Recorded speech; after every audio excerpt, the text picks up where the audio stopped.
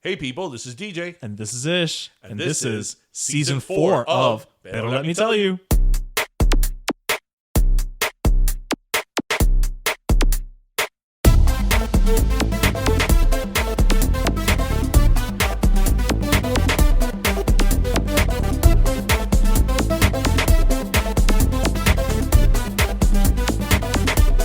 It's like sitting in rush hour traffic. No, at least that chair has cushion. Well, you wouldn't know. You haven't gotten rush hour traffic in like a year. In like a year. Yeah, and now we have a remote work policy, so theoretically... Life is good. I don't have to go back. Life is good. Pues para la gente que se tiene que meter un tranque, That's true. they could hear, pero let me tell That's you. right. Hello, everybody. Welcome to episode 145, everyone. Happy Friday. Happy Friday. Happy Pero Friday. Felicidades. Oh, good googly moogly. Oh, yeah. This is the last Friday of February. Yeah. That's Ya it. tenemos la... Yeah. In a regular year, in a regular time, I would say, ya tenemos la feria arriba de nosotros. It's March. Oh, but we'll still have it at some point this year. Yes. As of right now, it's going to be So postponed. for Yeah. those listeners who didn't know, from mid-March to like Easter-ish. early April is the Dade County Youth Fair, or the Fair, as we Yes, call yes. it now. We've rebranded it. And if you are a native of Miami or you grew up here, that's a big deal. Chances are you've been. The fair is a big deal. But now they moved the fair this year because of COVID, obviously, to what, November? November to like right before Christmas. Right. So what I think is great is that, from what I hear, they're not going to keep it in that time. I think this is a temporary measure. Yes. Yeah. But what's great is that then In 2022, it'll be like 4 months later. Ooh, The yay! fair's here. And it'll be right after Christmas. Yeah. Which I Christmas still is get happy. excited about the fair. So do I. The fair is such a Miami thing. I mean, anybody who's seen our Instagram during the fair time knows Again, we get welcome to excited. episode Yes. 145, everyone. 145. Welcome. But I've said this here on the podcast before. Like, when I've talked to other people who are not from South Florida about the county fair, and I'm like, yeah, the county fair here is like a big deal. Yeah, They're it's- always like, The county what? fair. Because like most county fairs are like, whatever. Yeah. A Ferris wheel, some popcorn, 4-H show. An and- elephant ear and call it a day. And call it a day. Where, Yeah. but here, it's like... Es una producción. It's a production. Yeah. And like when if you're you're a Miami native, and when it comes to March, you start getting that little like la feria ya está aquí. Ay, qué rico. Ahorita llega la comida. La comida. Diet now, the fair is Yes, coming. the fair's coming. So we love the fair, and on like a more like significant note, the fair is like a great community partner because they actually they have scholarships. Yes. Ultimately, they are a scholarship program. Yeah. Like as you mentioned, 4-H. That's really what it started off as. It was a 4-H scholarship program. So you'd raise your pig, your cows. That's why you go the guinea pigs, the rabbits, and the chickens, and all that. Yeah. And then it extended into like all of the other things, like the architecture and all of that. So When I was in middle school and even high school, I used to do a lot of, you remember, a lot of like models. Yes. Like scale models Yeah. of buildings and all that stuff. And I used to bank because for every exhibit that you would turn in, if it would get first place, you'd get like, I don't know, $50. Yeah. So, I would turn in anything I found around the house. I'd be like, okay, I built this. Like I did this. So give me. Payawo yo con eso. And I would turn in, like 5-6 things. And I usually get first or second place. Right, so, $50-$40 times 5 or 6 exhibits, for a 12-year-old, That's $250, yeah. you're rich. That's true. And even if, because I know they would give you free tickets, you'd go, you're not going to blow $250 Oh my back God, then. I in food. remember that, and this was probably the truth. This is the same for like most people. I remember where my dad worked, you could buy the tickets like In advance, yes. In advance, like My you would mom get también. the sheet of tickets. Yep. And my dad usually will get like 1 or 2 sheets of tickets, and usually it was like the month before the fair. Like I remember when he would bring home the tickets, it'd be knew this it was excitement. happening. Like, Yes. oh my Yes. god. And do you remember when you used to get at school? I mean, this is like old school. The map? The map. I used to love that day. I The used to get map? excited about the map. That doesn't. They don't do that anymore. They have an app now. Oh. The app killed the map. Exactly. Yeah, the app killed But the map. map, the map I remember had the double looper. And it had all the little drawings, and every year the map was different. Yes. It was a different drawing Yes. of the Okay, map. guys, like the people listening to us that are over 30, do you guys remember the map of the Dade County Youth Fair? You know you remember the map. Of the Dade County Youth Fair? Come on, you know you do. And it's funny because till this day, when you hear so much people saying, the fair, be there, it's all there, the fair, be there. To me, that's not the jingle. The jingle is the Dade County Youth Fair. It just keeps on getting better. Like, that is the jingle. Like, but whatever. Anyway. Oye. What's up? ¿Oíste que le robaron el perro a la Gaga?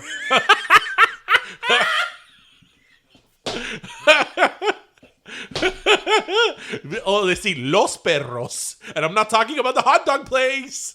Le robaron los perros a la Gaga. Okay, I'm laughing because of the way that came out was just like I'm picturing they took a dog from some poor stuttering woman, but it reminded me of El Vestido de Lupita. Oye, tú viste que robaron el vestido de Lupita. Oye, no, but it's serious. Oye, they shot their dog walker. So, for those of you who haven't heard, it was all over the news today. Well, Friday. This week. This week. Lady Gaga's dog walker was walking the dog as dog walker does. As his job description said. And somebody came up and shot the person. To take the dog.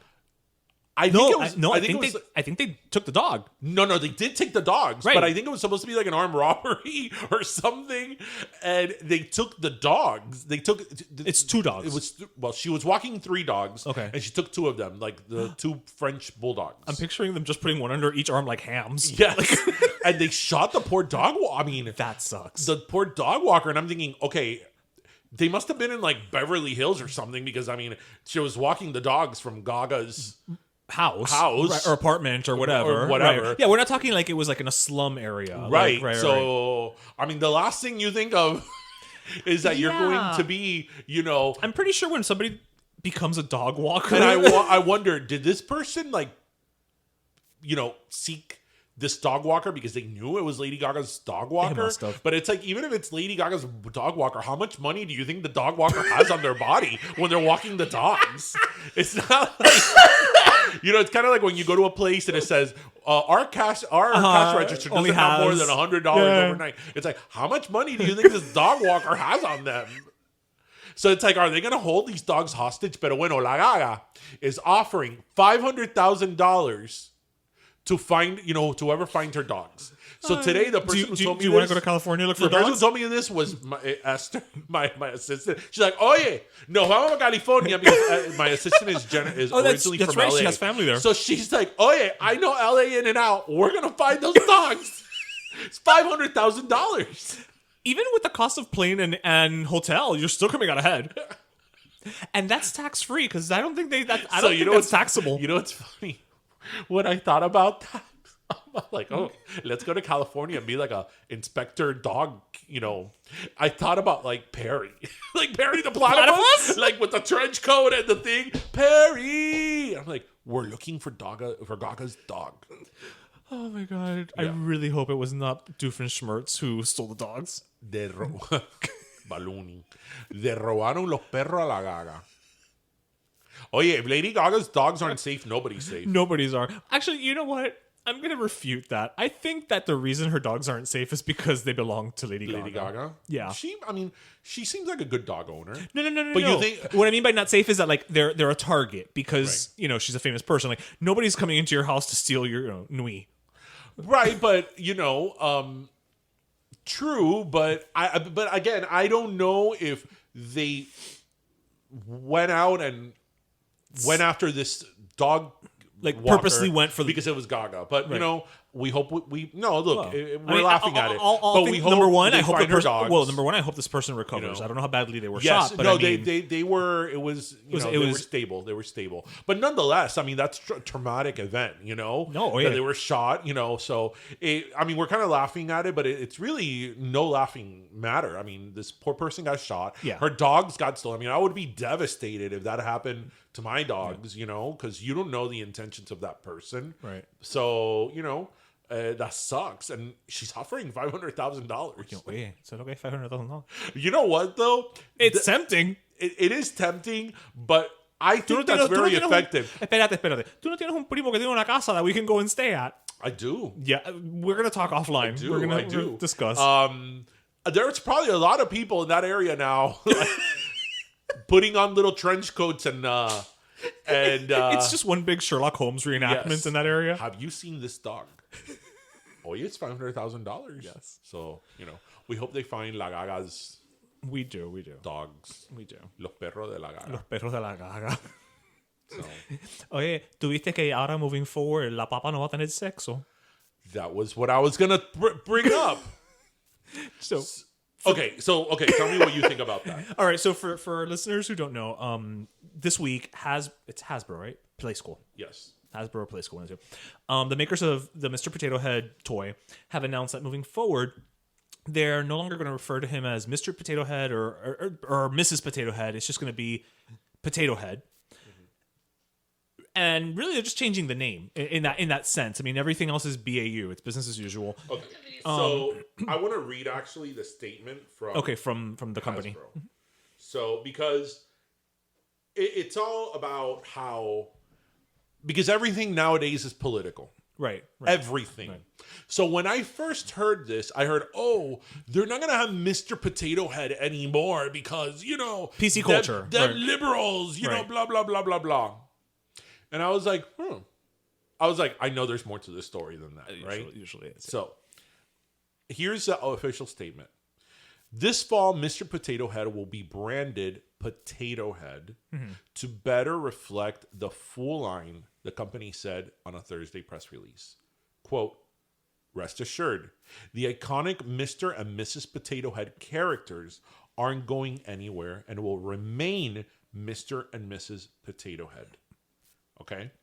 What they're saying, and they go on to say, create your Potato Head family toy as a celebration of the many faces of family. What they're saying is that there's a whole line of, if you will, Mr. Potato Head, because Mrs. Potato Head had also become very popular. Well, for God's sake, she's on Toy Story. Yeah, they're both on Toy Story. Yeah. Right? Yeah. So Mrs. Potato Head on her own, independent woman that she is. Her and Ms. Pac-Man, damn it. They're like the Gloria Steinem and Marlo Thomas. So now they're trying to brand it as Mr. Potato Family, because I guess like the Potato Head family, right? There's going to be other, which is interesting because they did at one point. I don't know if you remember this. A while back when we were like little kids. They had a cartoon show called the Potato Head Kids, and they had released a line of Potato Head Kid toys. So they did have the Mr., the Mrs., and then the kids, and I think they were called the Potato Head Kids or something like that. So it's not the first time that they've had essentially a line extension, right? But again, in this political world that we live in, that everything, even a toy, turns into politics. But I will say, I don't. At the end of the day, I don't care. At the end of the day, I don't care in the sense that brands rebrand all the time. And sometimes, honestly, it's something as simple as hey, it costs us less to just call them the Potato Heads as opposed to Mr. and Mrs. because then it's a different logo that we have to use, and that's additional ink. So sometimes companies dress up changes as great reasons, and it's really a cost-cutting measure. But with that said, what I will say is I don't understand the big hubbub, because at the end of the day, when you buy it, you're still buying a quote unquote Mr. or a Mrs. or a baby potato head or what have you.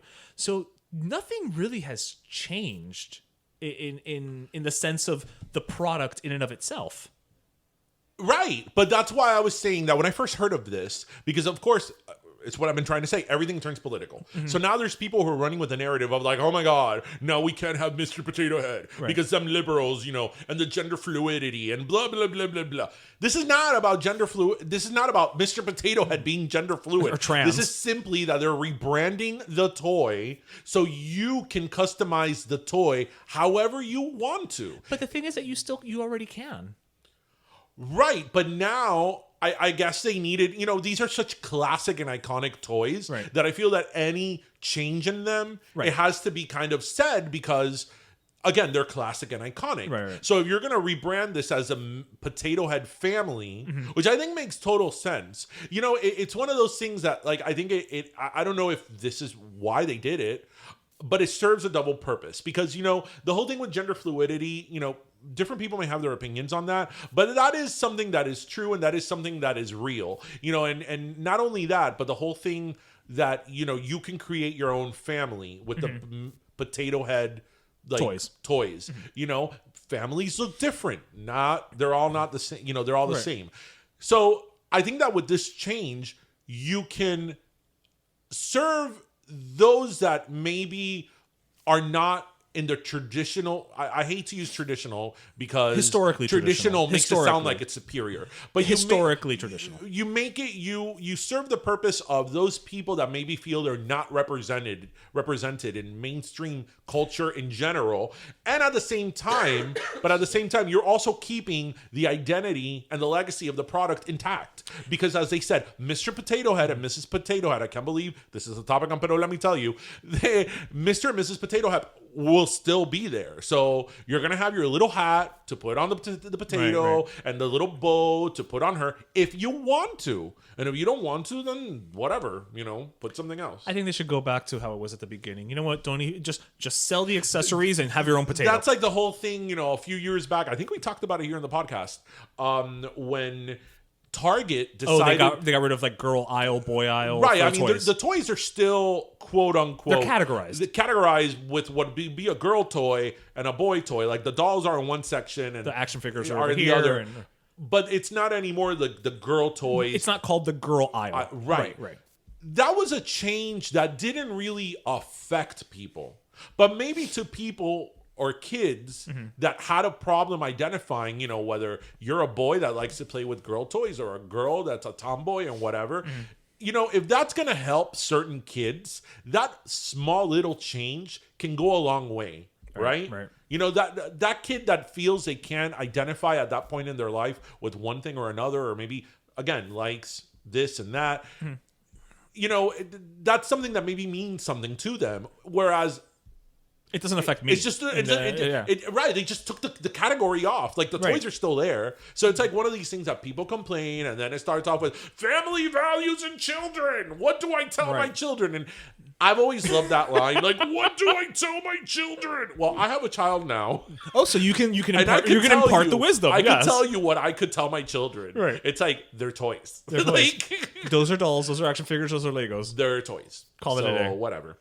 So, actually, did you hear about the other pop culture, well, I guess, I don't know if pop culture is the right word, but iconic name that there's a little bit of a hoopla this week about? I don't think so. So, the chief of the Cherokee Nation asked Jeep to stop using the Cherokee moniker. So, like the Jeep Cherokee? Right. Oh, I didn't hear about this. Yes. Yeah. I did hear that Bruce Springsteen proved yet again that being rich gets you off of DWIs.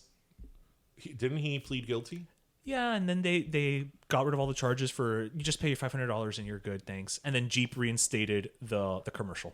Really? Yeah. Okay, let's talk about that. But let's first talk about the Cherokee. So, what do we think about that? I mean, well, what I think about it is I'm a Cuban guy talking about Native Americans, so it's always going to be dicey. The Cherokee. De los Cherokee. Because that's what they say. Oye, tú te compraste un Cherokee. Tremendo carro. Ahí tienes carro. You know, I understand. It's such a hard one, right? I understand where the chief and you know the tribe, is that the right word? I don't want to be insensitive, is coming from. But I think that in the grand scheme of when some of these names and like the Redskins, for instance, are so offensive, I mean, I feel like at least Jeep is more is right. More well, the argument middle is, of the line. The argument is so the other Native American terms that have been used, like the Redskins and all that, you know. The criticism of those was that those were slurs and derogatory descriptions and names.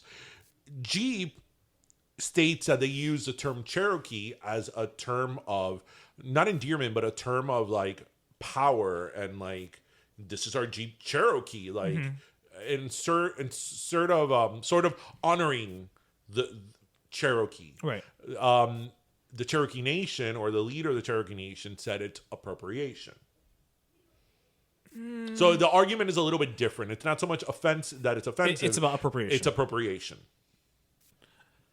I mean, again, I can see where they're coming from, but I guess in the big scheme of things, I mean, at least it's a positive. It's a positive use. You know, I think at the very minimum, we could have a conversation as to whether the name should be removed or not. You know, the pros and cons to removing the name. You know, a name that's so ingrained in American culture at this point, because the Jeep Cherokee is a very iconic car. It's right? American brand, and to the defense of the company of Jeep or Chrysler, the Cherokee nameplate as a car goes is very prestigious because it's a good car. Like, that's what I'm saying. It's not like a Ford Pinto. Right. It's a good car. I think that at the very minimum, you have to acknowledge the conversation of how it is appropriation. I agree. It is. I agree. Because I think that the problem is that a lot of people are like, that's people wanting to, causar problema. See, being sensitive. Too sensitive. You know, it isn't, because you are appropriating a group of people that have been so battered by history and have been so marginalized and treated so badly, historically, that you have to at least acknowledge that despite the fact that, best intentions, that they've been treated so badly, right. Their culture has been appropriated, right? So you have to, at the very minimum, acknowledge that. Whether or not, you should take the name off the car, that's a debate that we could have. But I think that the bringing to the attention of, the general population that is appropriation is important, because I think that a lot of things are so ingrained in culture that you don't realize that it's appropriation, but it is. It is. So that's a very slippery kind of slope, because and I know that there's again, we've had this conversation, not necessarily on air, but where it's like appropriation versus appreciation, and there's that very razor thin line as well between that. Yeah. Okay, so the Bruce Springsteen thing. So tell me more. Okay, so I was actually just reading up on it, literally right now. So apparently, what happened was, federal prosecutors agreed to drop the charges that Springsteen was operating a vehicle under the influence and driving recklessly. Charges Assistant U.S. Attorney said the government would not be able to prove. The evidence we reviewed indicates that after the defendant's arrest, he submitted to a breath test at the ranger station, and his BAC reading was a .02, which, as the court is aware, is well under the legal limit of .08. I thought he pled guilty, though. So he did plead guilty, but to public, like drinking in a public park where it's not allowed. So basically, he's like, I had 2 small shots of tequila, he said in a virtual appearance before New Jersey federal court. Again, it just seems to me like if either you or I had been charged with that, they wouldn't be so quick to be like, he has a clean record, and it's hard to prove, and like reason after reason after reason after reason. Like, I feel you and I would have had to at least put up an actual defense. Yeah. Well, that's why when people say, but then again, neither you or I also have a podcast with Barack Obama, so I'm just saying. What do you mean? Bruce Springsteen and Obama have a podcast now on Spotify. I did not know that. Called Renegades. Really? But like it came out like this week, last week. A weekly podcast? Oh, I don't know. No, and he's very beloved and all that. It's nothing against him. I don't have anything against Bruce Springsteen, the boss. But yeah, it goes to show the inequities of the legal system. That's something that we're not going to touch upon maybe today. But that's something that again, it's such a there's not a problem with inequities in the right. That doesn't exist with police. Yeah. It's like, yeah, right. Because if when you're white or fair skinned, and you're riding in your Land Rover, or as I've said, when you are Perez and you're pulled over in Miami by Fernandez, it's not really a problem, isn't it? Right. But leave the Tri-County area, and oh baby, go to that little area between Palm Beach and Kissimmee. That little hot spot right there. Yeah. Port St. Lucie. Just keep going. Just keep going. Get off at the rest stop and keep going. I've told you this story. When you live in South Florida, in Miami, it's a Miami bubble. It's the Tri-County bubble. Palm Beach, Broward, and Florida. Well, Monroe, I guess. That's true. I forgot about the them. Keys. It's a South Florida bubble. We're cosmopolitan, we're international, blah, blah, blah, blah, blah, blah, blah, blah, blah. I've told you this story several times. Every year I go with my friend to Lakeland, Florida, to go to the Detroit Tigers training facility. Right. It's a yearly outing that him and I had, which we didn't have last year due to COVID. Yes, clearly. But you take the turnpike north, you get off in the Yeehaw Junction. Oh, I love the Yeehaw Junction. We love that Yeehaw Junction. I do love my Yeehaw Junction. And you make a left and you go west because Lakeland is on the west side of the state, right? That area there, once you get off the Yeehaw Junction, that you go through like Bartow and all that. I remember the first time I went through that, I'm like, oh my God, they're flying Confederate flags everywhere. It's the Deep South. Yes. Yeah. Because again, the good old saying, Florida, the more north you go, the more south it gets. The more south it gets. Yeah. And you forget that. And I'm like, that's one Confederate flag. That's two Confederate flags. Well, that's the most racist episode of Sesame Street ever. Yeah. And it's like, oh my God, like, where the hell am I? Yeah, Lakeland is a little bit different. It's a little more populated. So no, but Lakeland, has like a lot of like negocio, like businesses. Yeah. Publix is based in Lakeland. Right. Like it's a big city. But that whole in between area is like, holy shit, like. This is Dixie country. Like, I'm sure that Blanche Devereaux, has cousins up and down that corridor. Big Daddy had some type of small plantation there. Yes, a family or something. Yeah, because it's like, where the hell am I? 1 minute ago, I was in the Yeehaw Junction. And now you're in the Deep South, babe. Yes. Yep, Florida for you. Yep. Florida. Yep. Yeah. No. It's awful. Pero bueno, what are you gonna do? No, but you know what? It's not awful. Or when it is awful, only we can say it because we're born and raised here. Is Miami? I would agree with that. And what is the one thing that you and I always tell people when they come to visit Miami if they don't leave South Beach? Miami is more than clubs, bitches, and hoes and drugs. Exactly. Well. That's part of Miami. That is part of Miami. Listen, no, it is what it is. But so this week, we have an interview with a brother-sister duo who run the Beyond South Beach Instagram page, who feel the same way we do. We talked to them. Like we said, it was our first in-person interview, and I don't even know how long, but it was all perfectly safely done. Nice to have a sit-down interview with real people. Yeah, to just like look across and, I love you, but it's not the same. Yeah. It's nice to see other people. So what actually was great about this interview was that when we finished the interview, we were just hanging out there. We were at Union Beer in Little Havana, and it was very laid back. It was a beautiful day. It was outside, because we're respecting social distancing and all that. And there were these three guys there who were in Miami because of it was a birthday party. One of their wives had turned 30. So it was a Dirty 30 celebration.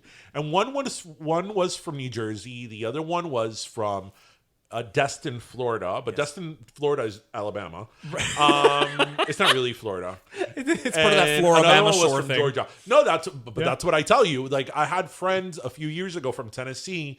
They went and spent a week in Destin, and they're like, "Oh my gosh, why don't you come up and hang out with us?" And I'm like, "Do you realize that Destin is like a 10-hour drive from Miami? It's not around the corner. It's closer to you in Tennessee than us in Miami." Yeah. But anyway, shout out to those three guys. Yes, they might be listening now. Yeah, shout out to those three guys because we had like a great time speaking to them because we kind of were asking them what they thought about Miami. Right. And it was really interesting to hear their thoughts about Miami, from an Outsider perspective. Yeah, so it was cool. Yeah.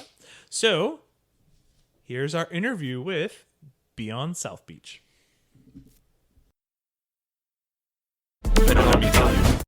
All right, mi gente. And so, as we said, today we are here with the creators of quite possibly one of, if not our all-time favorite Instagram, handle influencers. I always vacillate between the terms. We're here with Alex and Philip Klump from the Beyond South Beach Instagram page. Thank you guys so much for joining us here today. And welcome to Pero Let Me welcome Tell to You. Pero Let Me Tell You. We're here in the backyard of Union Beer. Woo, thanks for having us. And I have to say, I'm really happy and excited about this interview because this is one of our first in-person interviews that we've had In a long time. Yes. Oh, really? Yes. I mean, we're practicing Honored. social distancing. Yes. We're outside, but I'm it's in a not- hazmat it's suit. nice. It's fine. It's nice to see real people on the other side and not a Got to screen. cheers our Yes. beers, Sharing a drink, yeah, exactly. Air cheers. Yeah. Yeah, exactly. All social distance. But so, as we mentioned, you guys started the Instagram page Beyond South Beach. And as any of our listeners know, we are very adamant when we hear people say things like, oh, well, I went to Miami. And we're like, yeah, where? And they literally, Ocean Drive. And we're like, where else? Washington Avenue. And we're like, where else? Lincoln Road? We're like, okay, Yeah. so you went to Miami Beach, not Miami. We're very big on the fact that Miami is more than just La Playa. What led you guys to basically take that, I'm assuming, mindset and run with it to start a page? We always knew. Do you want to say the story or should I? Yeah, because I take all the credit here. Oh my god. Because Spoken like a true older brother. Yeah. I can say that as an older brother. I relate. I was living in New York City, because I was studying there, and every single time I told somebody I was from Miami, it was always South Beach came up, South Beach came up. Not that I thought anything of importance to it when that was happening to me. Really what happened was that my mom somehow was like, there's this thing called Instagram that's like blowing up. Wait, your mother introduced you to Instagram? She was just basically like telling me like you should do something here, and then much like a Cuban mom, she said, and your sister's very pretty, so you should do it with her. Yeah. Es of verdad, course. caballero, está lindísima. I have to Yeah. say, I'm sitting right across from her. She's gorgeous. Oh my god, thank you. And so we were thinking of something, and then I was in Berlin with my sister. At the time, we were traveling abroad, having fun, and then I was like, what about the name Beyond South Beach? I really think like people think this stuff. Yeah, but I think you sped through that. The truth is that, like, while we were on this trip together, we already had the idea that we wanted to do something. We wanted to showcase Miami. We knew we were going to do an Instagram about Miami. We knew that we wanted to make it different, not just because on Instagram you see a lot of stock photography, so we knew that I was going to be in the photos just to humanize the brand, just to be like, she's there, and because of my mom wanted it. But then we're in Berlin, and we went to Amsterdam too, and without fail, every single person that we met anywhere was like, how's South Beach? How are the clubs? Like, how are the drugs? And we were like, slow down. Like, we barely go to clubs, and that's when he literally was like, Beyond South Beach. Yeah, at the time I had really fallen in love with brand strategy through advertising, and then so I was like really obsessed with like a message. We need a message, and then when LeBron James said he's taking his talents to South Beach, and everyone kind of was like, this is not even South Beach, right? That was more of like also further proof was like, look, we all feel this way, that we are kind of like, there's this misconception that when we tell people that we're from Miami that, South Beach is that It's lighthouse, Miami, and Yeah, it's exactly. not, So we felt the need to just let people know. There's Yeah, so everybody much knows the more. lighthouse is at Farito. Yeah, It's not exactly. South Beach. It blows, I think, a lot of people's mind, including locals, that South Beach is a separate city with like Miami Beach, a separate city with like a separate government from Miami. Like, and that's why when people use Miami Beach and Miami interchangeably, it's like kind of frustrating because Totally. It's not even correct, yeah. Yeah, it's not even correct. Yeah. So you got this idea. So how did you actually put the idea onto Instagram?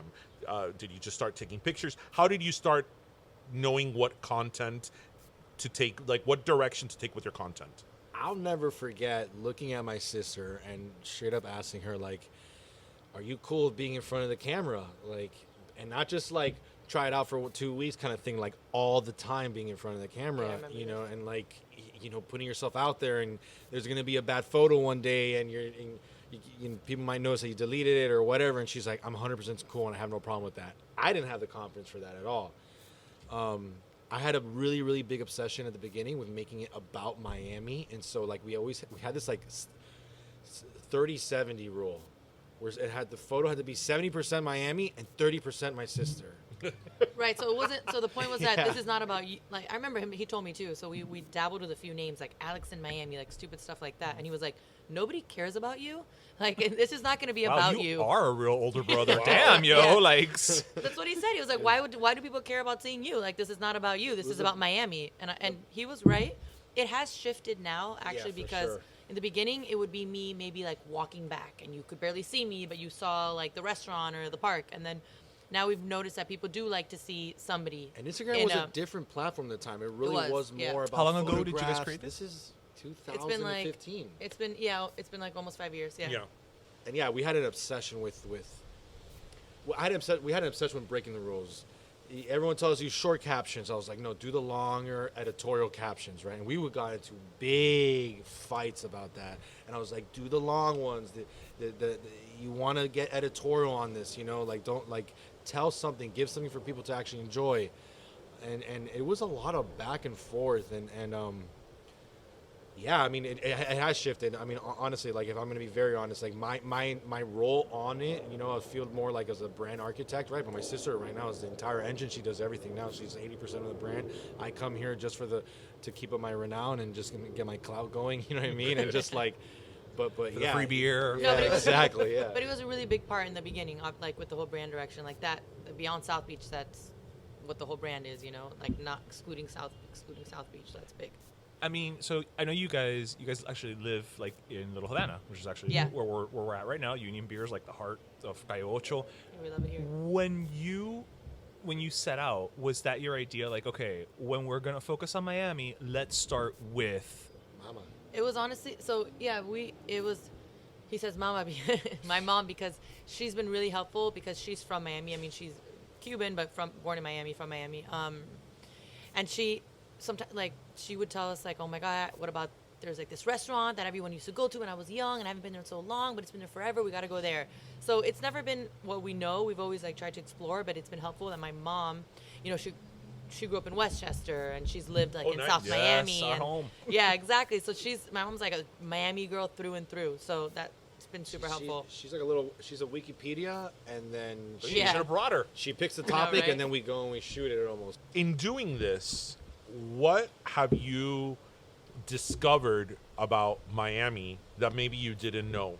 So I had just come out of college when we were thinking about it and all that stuff. And I wanted to leave Miami because I was like, Miami doesn't have much. Like it's like there's no culture here. Like nothing here gets me excited. The entertainment industry is not even here anymore. Like all of that's gone. But in being here, I realized that there are actually so many people who are trying to make the city better, trying to elevate the culture here. There really are, and it's awesome to meet those people. They're like-minded to us because that's what we're trying to do too. Just highlight those people doing that and highlight the businesses that. And now it's just like Miami's experienced a crazy renaissance. So I'm like so glad that I stayed and have got to meet the people who. Can they hear me with that thing? Oh, okay. I guess we'll find out when I do the editing. Yeah. They But, do, but it adds. It adds the ambiance. Yes. So There you we're go. outdoors. Yeah. Plane flying, but like I'm glad to have met those people who are doing that and seeing their success now and what Miami's come up to be. And it was really interesting to meet people who haven't even left Miami and feel the same way about Miami. And so that was kind of gave it more of a purpose for us in creating the blog as well. But at the same time, like it served as the impetus to go out and learn about, get more involved in like Julia Tuttle's and Birdine's and all these stories, right? That I really did not know before, before Beyond South Beach. Which those, if you're getting more specific and detailed, those were stories for me that I got really into at the time, going to the graveyard out there by Midtown. But it's true because Miami's a relatively young city, but it has a cool history that people don't know about. You know what I mean? So that's another thing we've set out to do is really to highlight all the cultural pillars. I in feel Miami. that a lot of people, especially like people like us that were first or second generation from immigrants, I think we all go through a phase that we're over Miami. We want to leave Miami. Like, this is where our parents came, but it doesn't mean this is where we have to stay. I'm sick of the traffic. I'm sick of the people. And then you move somewhere else, and you're like, crap. You know, you really see the culture. Because I know that happened to me. Yeah. I was speaking to, about this in our pre-interview. I lived in Michigan for several years, and yes, our listeners are doing the eye roll because that comes up a lot. And when I was there, I was like the total Miami brand ambassador. I was like, I love Miami. I love everything about Miami. I miss the sound, the people, the traffic. I miss it all. And it got really weird when he was the copper tone girl, though. That was a little odd. I was like, I even miss like Publix cake. I'm like, where do you get good cake in Michigan? Oh my God, Publix cake is good. Okay, I love Publix cake.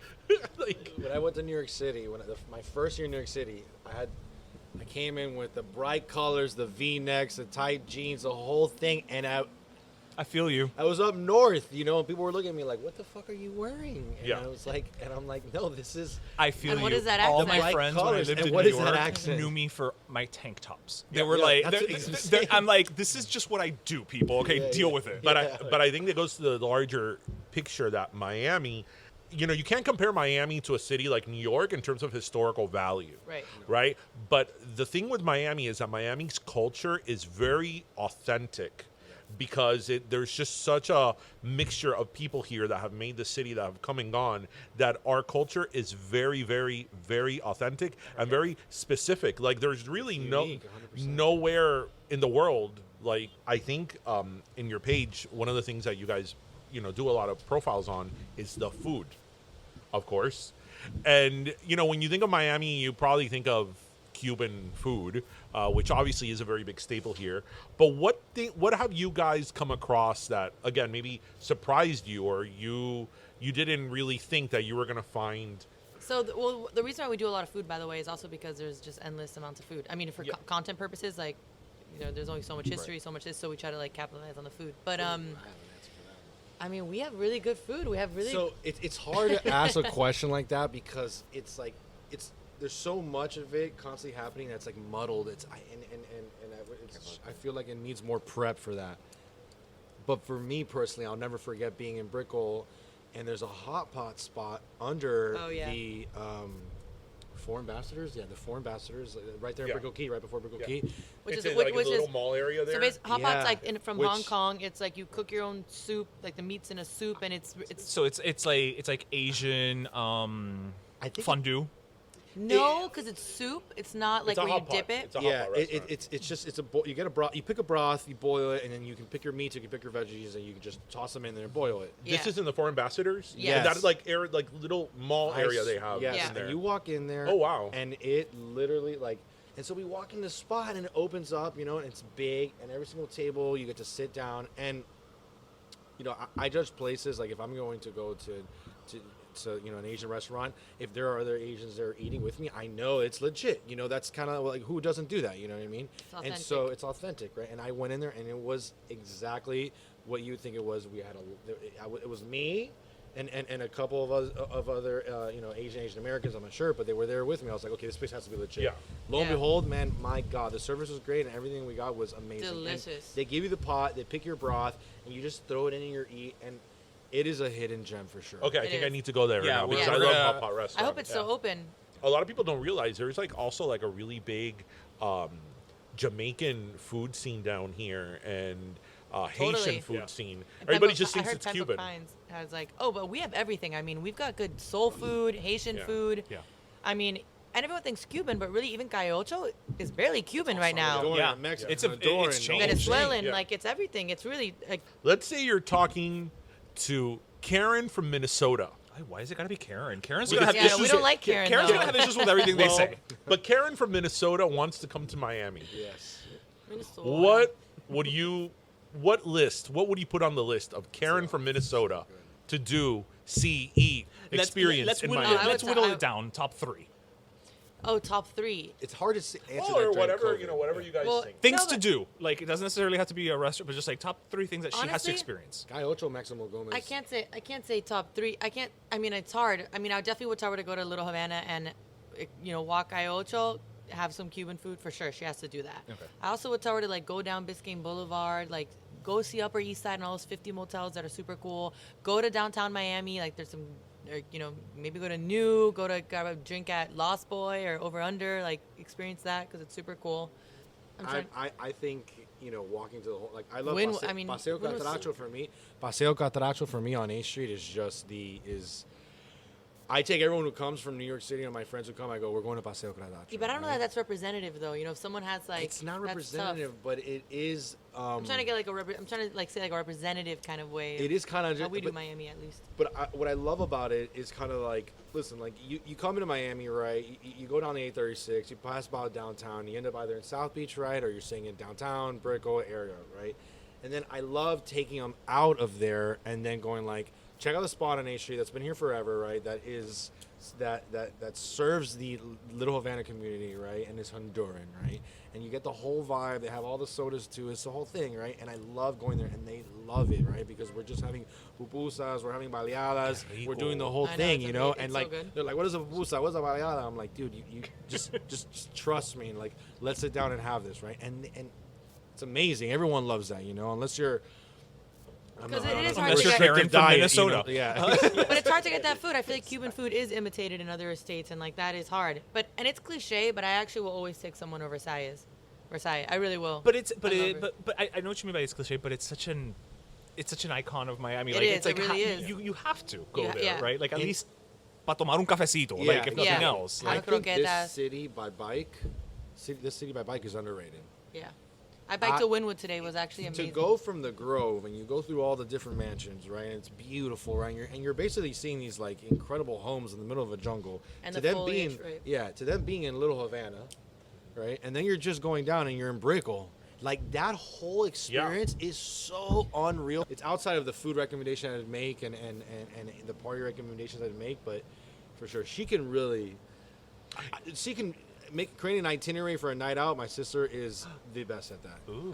Like if you want, I have your if you're email and starting your at phone 2 number. p.m., I may hit you up for that. If you're starting at brunch and you're trying to go all the way to 5 a.m., my sister knows what to do. Yes, please. All right, Yes, let's do all it. right, let's do it. Okay, so we She's from gotta Minnesota, by the way? bring up. Yes, we gotta bring up because we did not know that we were with essentially Miami sort- royalty sort of here. in our presence. So for those Oh of my you God. who live in Miami, there is a little club called La Covacha that maybe these Y'all guys may have gotten drunk there, have a had little your first underage little drink connection there. to. So tell us about your connection to La Covacha. So our grandma and grandpa started La Covacha. It was a little. They came from Cuba. It was a tiny little like cafeteria. Eventually, my uncle got involved and my mom got involved, and then it became a club with concerts with.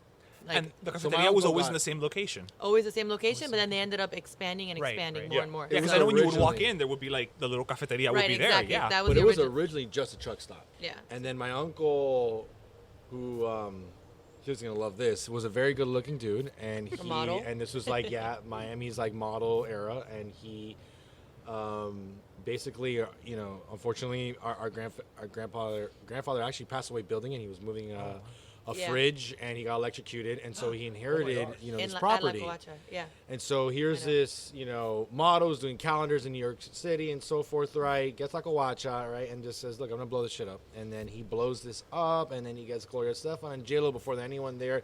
He just turns it into a nightclub, essentially. Yeah. Over time, my mom ended up coming in because he got involved in other businesses, right? So she kind of took over, right? For the last kind of like, I think 10 years of like a watch, my mom got involved. And that's when the concert started. That's when This the, explains why your mother's so plugged into everything. Yes, exactly. No, yeah, really. But She really. It's really a family But- story. Like you're talking about like a 75-year-old grandma, 80-year-old grandma, like in the front center of a Gente de Zona concert, dude, Right. like dancing reggaeton. And that's what I wanted to and say. Like, dude, and like Cuban as hoe, like thinks everybody's stealing from her. Every single person is stealing from her, counting every single dollar, Yeah. And so it was really fortunate for us, like I'm 19 years old. I can't really grasp this idea of having a nightclub, right? But then I know where like me and my best friends I've graduated high school and we're drinking at La Covacha, and just having this time. And so it was.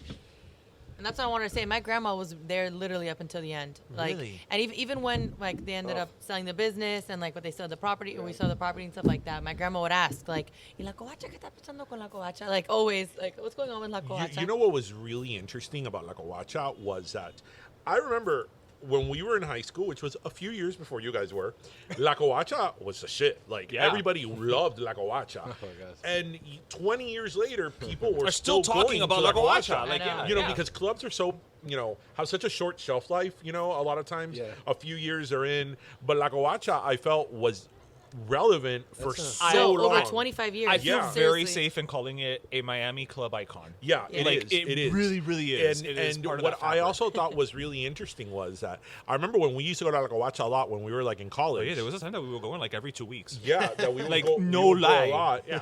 You know, we would go for the club.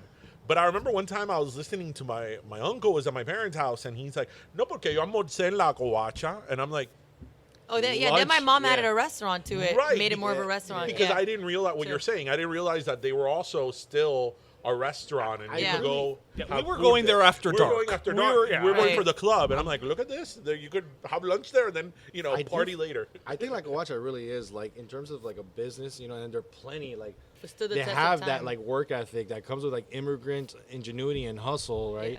That they just continue to push things forward. And like Covacha definitely has had that. I think that one of the reasons, if not the biggest reasons, That's a 180 why right there, guys. La Yeah. Covacha was as successful as it was for as long as it was and this goes very much to your Beyond Miami. Beyond South is Beach. that Beyond South Beach? Excuse me. Beyond Miami means that they have a Broward Is page. no, no, we don't want none of that. Is that the Covacha was one of the few clubs that wasn't pretentious. Right. You went there Yeah. with Yeah. your friends to dance, You were to gonna hang hang out, out. to El have a good perreo. time. have a Let's be good real. time. Yeah. Like straight You up, know, you had a couple you- drinks, you hung out. It wasn't like when you go to South Beach and you know that Yeah. this club is going to be. First of all, there's like promoters, and are you on the list? You have Are to stand in the not line on for an list? You have hour. to stand on the line. You knew that you were going to go to like watch, have a good time with your friends, drink, have fun, whatever. and then go to Denny's and go to, you know. I mean, or you're under a whatever. tiki. You're gonna sweat your ass off. Okay, no one Oye. looks good after Oh, like. Oye, God, no, la yeah. sudada más grande de mi vida Yeah, that I've had on a exactly. dance Yeah. floor were Yeah. at La Covacha. You're outside. Like, how do you? Yeah. And I also think, I mean, I'm sure you guys probably got tourists, but it was a local thing. And so I did feel like when you talk about La Ciudad and everything, right? It had this culture of that created I don't know how you feel about chongas or not, but like I felt like Hey, they're part of our culture. we love them. I I'm feel a like chonga. I will say I feel like Let's that's the be pull real. quote for this episode. I don't know how you feel about chongas, but that's Listen, for better, for worse, they're part of our culture. I know it's an old word. No one uses the word anymore. no but like, nobody. I feel And like, they've tried to be like cholas. I'm like, no, that's West Coast. That's Yeah, LA. yeah, Like a chonga is a chonga. Sorry. That, I mean, I think that story, the La Covacha story, I love seriously. it. I love like, it. Yeah. Again, I cannot tell you the number of nights that I don't remember at La Covacha. To be honest, it's like it like warms my heart because so our grandma passed away last year, and it's just it's such an like homage to her to hear you talk like that, you know, because like she it was, you know, it's just that was like her pride and joy, and it gave us a lot of Yeah. opportunity and Yeah. everything, you know. It's just like so And nice. if you think about it, like La a Covacha, true American dream story too, by it the way. was. Absolutely. It was in the middle of nowhere because that especially when it first started was an 100%. industrial area. Yes. Like now it's a little There bit was more. cows across the street growing up Yeah. there. When I would go hang out there, there was cows. I was gonna say there was cows when we would go there. only yes, reason- literally. No, seriously, cows. The We're not only that old, reason okay? I knew No. that area as a kid was because Our Lady of Mercy's at the end, the cemetery. You know, and my family, you know, we have a lot of family members there. Which that I always like, crap, I'm going to La Covacha. Like, you know, the cemetery's at the end of the street. But it was like in the middle of nowhere, as you said. It was like under a tiki, Yeah. you know, and still yet it was a banger. It was such a like big Straight part of Miami culture for so long. Well, by the It way, is a and this rite is of a passage. this is a shameless plug, but the people who were leasing it left, so it might come back or. Wait, so the Covacha is closed right now? The Covacha's closed right now, and it's waiting for somebody. Okay, So that hit made- us that up if you're. Legit, it made me a little sad right now to know that it's So not no, it there. already changed. So it was La Covacha for a long time, and then they Oh, no, Divino and something. but then yeah, so then it was La Covacha, and then like recently like the new people who were leasing it, or they're The COVID thing changed happened, it completely, that's true, and then they COVID, yeah. dipped during the leaser COVID. just left. So Yeah. Whatever, they can change the name all they want. It's La Covacha. Well, if it comes back, you guys come back on the show and we'll promote the hell out of it. Oh, yeah, we will record We'll live record live from from La La Covacha Covacha. under the tiki, sweating our ass off. Yeah. Oh, Okay, yeah, oh, para yeah. recordar los tiempos buenos, all right? We do, I'm gonna say, just based on this conversation we've had, that our next interview should actually just be their mother. Yeah. I know. because she sounds like the coolest lady like really is. I've ever She's like heard the of. first like, lady of Miami. yeah, seriously. Like, I think we need to have your mom on the show. She Okay. will love to hear that, by the way. My dad is really cool too, but yeah, my mom is the queen of Miami for sure. La reina. Yeah, I mean, brought up my dad, dude. They're equal parts owner, my dad. So, all right. So beyond South Beach, where you guys, where do you see the brand going? Do you have any like future plans? Like, what are some of the the direction you want to take with this? Because it's done really well. Yeah. So obviously there's an appetite for it. Totally. I mean, originally, so we thought that it was gonna be, and again, like my brother was saying, of everything. well, like my brother was saying, like it wasn't, that whole influencer thing wasn't really a thing at the time. So we kind of thought, we were having yearly events. We had 2 last year actually before COVID. So I guess 2 years ago before COVID Did hit. you guys, and I could be remembering somebody else, did you guys do like a party bus? Yeah, we did. We That did was a you Roomba. guys. Okay, That was our yeah. last event that we had. But before that, we were doing this thing called Meet Miami with like local vendors and local music. So that was like part of it. And it's just taken so many different turns. But we're going to come out with products. It's a lot, man. It's a lot. And the biggest return we make on Beyond South Beach is, other than the emotional return of being able to create, Right, right. and add to the fabric of Miami and He highlight means the fabric of Miami. monetarily. Like, in terms of monetarily return, like, the circles and the people that we've met and been able to, like, get in touch with, right? That's, like, really been the best return. Originally, I was like, damn, Beyond South Beach. Okay, that's going to keep me in Miami, which, at the time I wasn't sure. But then now the niche has actually been so helpful, because if a brand wants to hit Miami, they know to come to us. Although, like, we have like a little over 40,000 followers, right? But other people have 1 million and they're based in Miami, but their 1 million is a little bit in Tokyo, a little bit in Shanghai, a little bit in No, I was gonna say, but the Beyond Miami South concept. Beach. South Beach. Oh my gosh, South Beach. This is a 60-70 thing. Yeah, the other day this that is screwed this me is up. our life, by the way. This is 30 years of The friendship. Beyond South Beach thing. It helps in the sense that it doesn't only have to be Miami. You could even venture off into like Fort Lauderdale or whatever. we do. Oh, We've done Key West before, Fort Lauderdale, like. It's crazy to see this idea stick the way it has, And so, like, we don't sit here thinking about, oh, what's the next step? We're just like, we're just gonna keep doing what Yeah. we do. Like, it works. It'll naturally evolve. Yeah, it And- naturally yeah, evolves, exactly. as the And it city has. evolves, like. So. And we've stayed really authentic, you know what I mean? Like, and I know we mentioned this before, like, it is about Miami. It's not me with my butt out and stuff like that. You know what I'm saying? Right, Like, right. and I think that people really, Sometimes it is though. I think that people really Hey, as appreciate someone that. who also has a cute butt, okay, sometimes it's okay to feature it. All right. Exactly. Not necessarily on our podcast page, but But guys, as we wrap up, I mean, and honestly, I'm only wrapping up because we kind of have to, because we could sit here and talk to you guys for like Yes. 5 hours, For sure. I know. legit, and we're not all, run we're all passionate about Miami here. yeah, and not run out of things to do. But it's because of that passion that, like I said, like feel like- we wanted you guys on the show. We had to have you guys on the show because it's something that we've all, all 4 of us at some point have, like, oh, we need to get away from the city. We have left the city. We have to, but we came back because we ultimately, like, it's in our heart. It's in our blood, and it's. And that's a trend, by the way.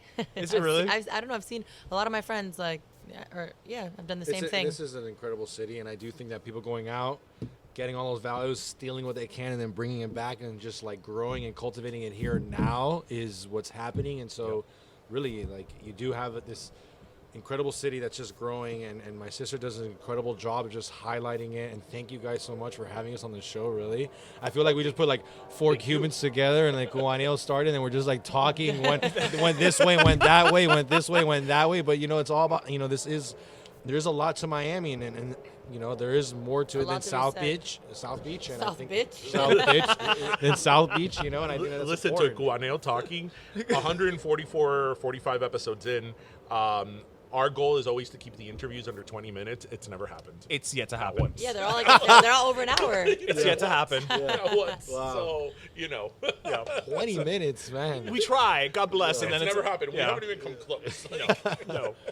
But It's incredible. But thank you guys so much. And you know what?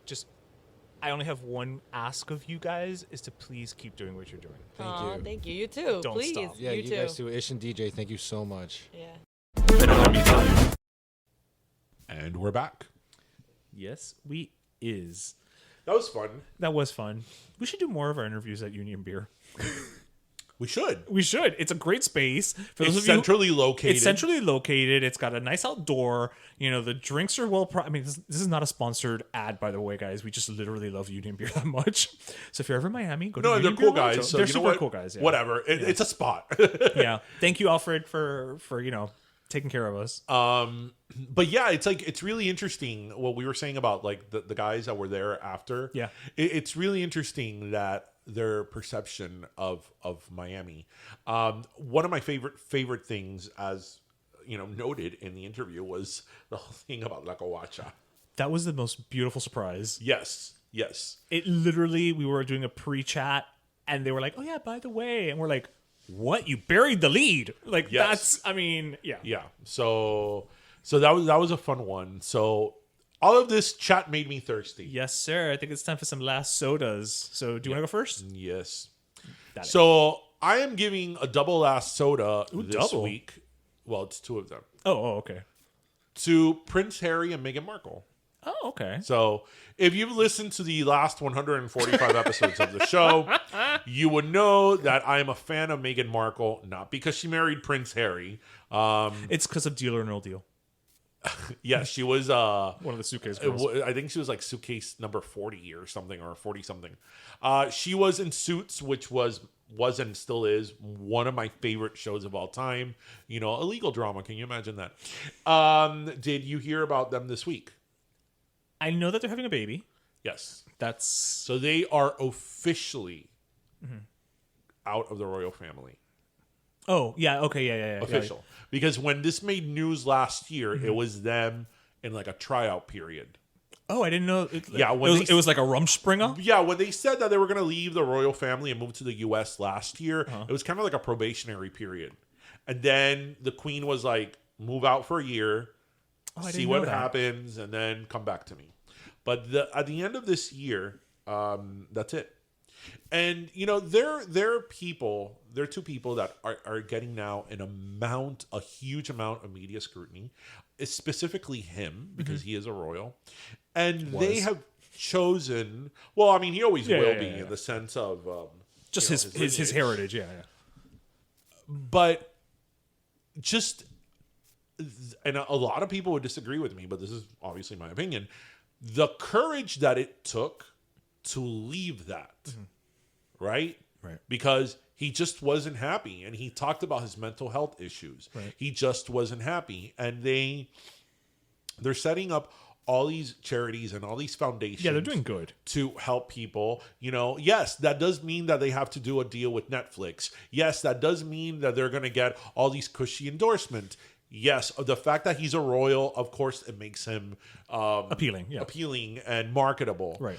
But the fact that he had the courage to say, you know what, this is not for me. Right. I'm not going to continue with this farce. And it's nothing against the royal family, because God knows I love the monarchy. You do. In my library, I have like 10 books about the history of the British monarchy, But that he had, the balls to be like, this is not what makes me happy. I'm not fulfilled. I have a wife now, and this is what we want to do together. And if this means turning my back on this, then it does. And, he could have lived really, really cushy for the rest of his life without a care in the world, and instead he's choosing to help people and use his platform to help people. And then her, I love her. So whatever she does, I'm going to be like, you're fine. great, You're fine. Unless she says something about communism in Cuba, entonces a la Meghan Markle. Sí, X. O la veo con un pullover de Che. Yeah, cruz y raya at that point. That's what it is. It's interesting. I just hope that, in the next couple of years, we inevitably get a movie directed by Madonna, and it's called H&M. Oh, I got that. Oh, that took me a minute, but I got that.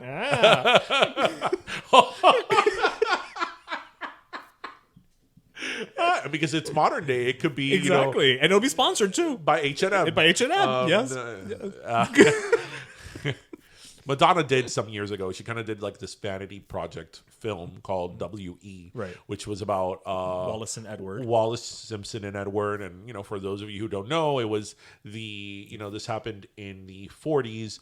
King Edward, who was now going to be king of the United Kingdom, he abdicated the throne because he fell in love with Wallace Simpson, who was an American divorcee. Yes. It's in The Crown.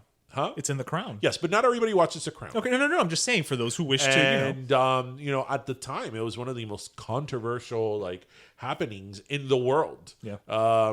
Because how could this man Give it all up. Give it all up for love. Love, yeah. And I remember when Madonna did that movie, to her credit, I remember she said something along the lines of the nature of men is to fight and kill for power. And here was this man who was the king of the United Kingdom, and he gave up that power for the woman that he loved. Yeah, he basically said, no, thank you. Yeah, and walked away. And then thanks to him doing that, his brother, George, got the throne. And that Lizzie. was Elizabeth, the current queen's father, because Elizabeth, they were not supposed to be in line. And Wallace and Edward were together for the rest of their lives. Their lives, yeah. Right? Yeah. So Madonna directed this movie some years ago, and the movie, have you seen the movie? I've never seen it. The movie is very, I think the movie's good. I think she got a lot of shit because she's Madonna. Because Madonna, so they were just going to give her a lot of shit. It was nominated for an Academy Award for Best Costume. Oh, something. okay. So Madonna can say that she did an Academy Award winning, Academy Award nominated nominated film. Right. But yeah, Meghan and Harry, H&M. So I like that. But yeah. So, but hopefully now that she's working and though she'll be in whenever they do a Suits reunion, she'll be part of it. Oh yeah, she can show up now. Yeah. Okay. See, bright spot. Yeah. So my last soda, I'm going to give it to someone that I guarantee maybe 3 of you even know who he is. It's a local person. It's a civilian.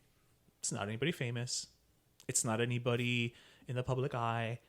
But it's somebody who took action this past week in a way that I will continue to celebrate and commend and just hype up, because we need more people like Anthony Barroso. Now, for those of you who have no idea what I'm talking about, I'm going to take a step back. Is this offense? Yes. Okay.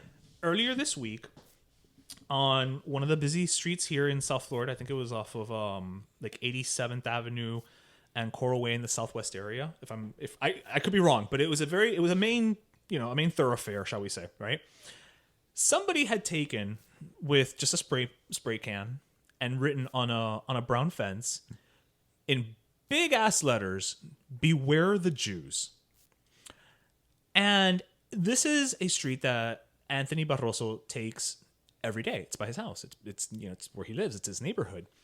And I'm going to read right now what he had posted on Instagram over a picture of this. This was actually the second picture that he posted. He said, "It's one thing to see stupid acts like this on the news and wonder how ignorant and hateful people can be. But it's another to see this in your own community, minutes away from your home. Mm-hmm. There are so many Jewish people that I've grown up with that I consider to be family. My girlfriend's family is Jewish. I've been disappointed by so many things I've seen within the city in the past few years, but this hits so close to home because it is literally at my home." So what Mr. Barroso went ahead and did was he went to the local Ace Hardware, Home Depot, hardware store, whatever, and he bought white paint and he went back to that fence and he painted over it. It was not like they donated money. It's not like, he's a city contract. He was just somebody who said, this is wrong. And I'm not just going to sit by and say, oh, what a shame. He went and he did something about it. And so, you know what? We really desperately need more people like Anthony Barroso, because I know many of you listeners, myself included, will pass by things like that and kind of go like, coño, qué lástima, coño, me da una roña, coño, me encojona, and we get upset about it and it bothers us because, we're not those people. But for whatever reason, we don't take action. Sometimes Yeah. it's We think somebody else is gonna do it. well, somebody's going to do it, but sometimes it's literally just something like, maybe you're on your way to drop the kids off at school, or, you're late for a meeting or what have you, and just for valid reasons, you don't stop and do something about it. But he did. And if we all, and I'm guilty of this as well, if we all maybe took a minute to stand up for these things and to make these little changes here and there, these people will always exist. But I think it might become a little more apparent that we're not just going to take their bullshit. Yeah. And I hope I have half the gumption to take action like Anthony Barroso did. And I've said his name like 40 times now, because you guys should all follow him and give him kudos, and I hope at some point in my life, when I'm faced with a similar situation, that I have that wherewithal to do even a fraction of what that man did that day. Cool. No, definitely. Like that's very commendable. That goes very in line. I mean, with, eso está aquí en la esquina de la casa. yeah, that goes very in line with. I mean, I don't want to make this about myself, but the motto I always say, I want to be part of the solution, not the problem. Yeah. Be the change you want to see in the world. Yeah, like he saw this and he's like, I'm not going to tolerate this, and he went and bought paint and painted over it. And it was a simple solution. Yeah, painted over it. I think that a lot of people maybe want to do things and they want to help out, and they think of like the big picture, like, oh my gosh, what's this grand thing that I can do? And while that's great and fine, it's those little everyday things like what you're talking about that he did that are significant, and they cause a change. Because you know what? Obviously that was very offensive to people that are Jewish, but once he painted that, you couldn't read it anymore. So just by that instantly, there may have been somebody Jewish, or maybe even non-Jewish, because I would have been offended. Jewish, and that offends me. Yeah. That now we're not going to see that. Yeah. And it's really interesting. This isn't the first incident, by the way, in Westchester. It's so a couple weeks back, there's I don't mean to interrupt you, but I wanted to make it known. There is, because my cousin's a firefighter, there is at one of the fire stations, I think the one off of Bird Road.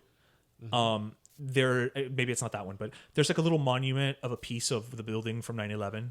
Because it's firefighters and it's their brothers that they lost that day or what have you. And somebody also spray painted like right on the floor in front of that. I think they spray painted "Beware the Jews" or something. Right. The Jews.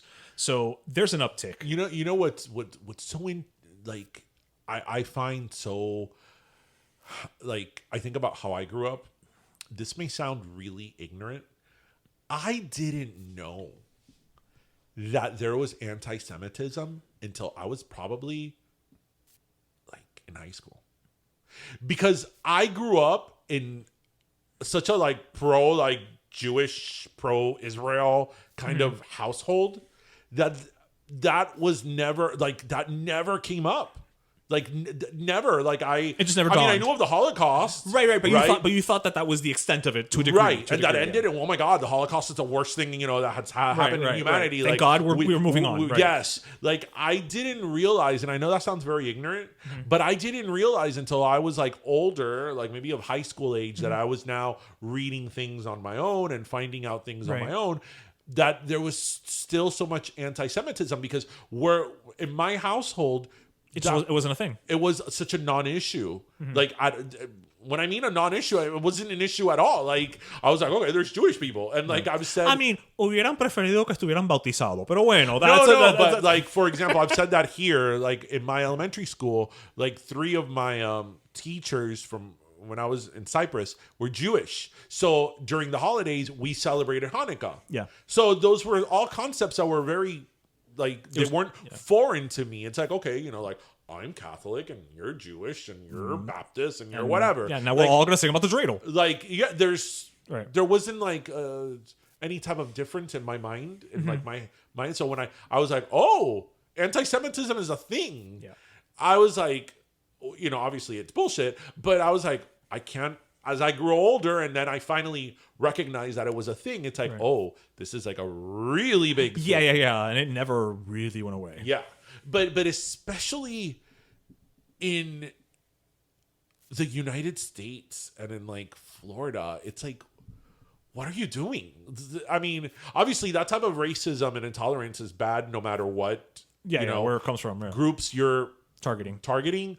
But I mean, this is the U.S. Like, it's not like you had this land issue with like the Jews, you know? Right. I mean, what? Not that it makes it better, but it's not the Gaza Strip. It's like, what are you arguing about? Like here, like, right. What are you so upset about? You know? Beware the Jews. What? Right. Like, yes. Like, beware the Jews. What? Right, because I don't know about you, but I love their culture. Hell yeah, yeah. Some challah bread, you know. Oh yeah, you know, some Manischewitz. And we've talked about that here in the podcast a lot regarding the Jewish community. You know, the Jewish community in a lot of aspects, especially their take on family, is so similar to the Latin community. That, you know, family is paramount, and you know, you have the grandmother, the booby, I think the booby. They say, and it's so there's similarities there in terms of like, especially family bonds. Yeah. That it's like when you see that, it's like, who the hell's writing that? Like, right, idiot. Like, right. You're anti-Semitic of what? Like right. Apropos of what? It's like, oh. I mean, you know why? The thing is that none of this makes sense because we're not those people. Well, we don't have that mentality. We're not those people. It's because racism, I mean, this sounds like a PSA, but racism and intolerance and ignorance of that sort it doesn't make sense because it's not rational. So it's like, of course it makes no sense because it's stupid. Right. It's like you can't because no. Because even people that have like different takes on historical like events, significant or events don't like resort to that or don't they don't resort to that type of bigotry, but whatever. You know, people yes. So it's just but you know, but Anthony Barros, you know, much like the kids from Beyond South Beach, putting Miami in a positive light. Yeah, no, and again, it's those everyday heroes that, you know, do significant things. So a nice soda to him. Yes. A nice crispy. Porque I'm sure que había un calor de carajo the day that he had to paint that. A nice crisp cold soda. Yeah. I see like when you drink a carbonated soda and like it fizzes in your mouth and you're like, oh. It hits all the right taste buds. Yes. And it's like really cold. Okay, you're describing it right now and I just got the taste. Yes. In my tongue of soda, of that. Oh, yes. Yeah. Okay. Yeah. That it kind of stings a little bit. Like when you first drink, for like a microsecond, it's like, but then the sweet kicks in. Your taste buds are like, ugh. But yes. Okay. Anyway, that's forget it. Well, that was our version of ASMR. On that note, oh, don't even start me with the food ASMR. I can't. With the people like eating crispy fried chicken. It's like, what? Oh, never mind. Anyway, everybody, we hope everybody listened, laughed, and learned. And as always, grab your pastelito, your croqueta, and your cafecito. And thank you for joining us, everybody. That was episode 145. Have a great weekend. Happy Friday, Pero Friday. Yes, cuídense, mi gente. Enjoy the last weekend of February. Bye. You're still going to hold the last weekend of February. Pero Let Me Tell You is co-hosted by Darian Borges and Ismaeliano, produced by Ismaeliano, and our theme, Pero Let Me Tell You Freestyle, is composed by Michael Angelo Lamlaplex, the official gay guy. And don't forget to subscribe and leave us a review on iTunes.